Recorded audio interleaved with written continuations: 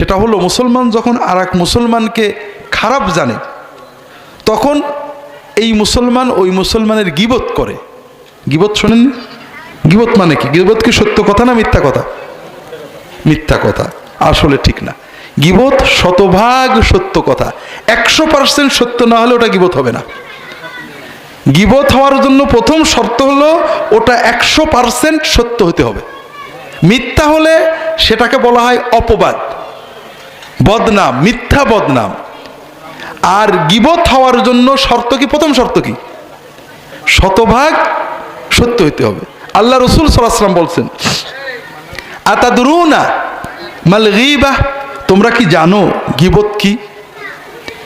সাহাবায়ে কেরাম বললেন, আল্লাহু ওয়া রাসূলুহু আ'লাম, আল্লাহ এবং তার রাসূল ভালো জানেন। তখন রাসূলুল্লাহ সাল্লাল্লাহু আলাইহি ওয়াসাল্লাম বললেন, যিকরুকা আখাকা বিমা ইয়াকরাহু, তোমার ভাইয়ের গায়বাতে, অনুপস্থিতিতে তোমার ভাই সম্পর্কে এমন কথা বলবে, ওই কথাটা সে যদি জানে তার কষ্ট লাগবে। সে চায় না যে আমার অনুপস্থিতিতে আমার পিছনে কেউ আমার এই কথাটা বলুক। তাহলে একটা জিনিস গীবত হওয়ার জন্য কয়েকটা শর্ত।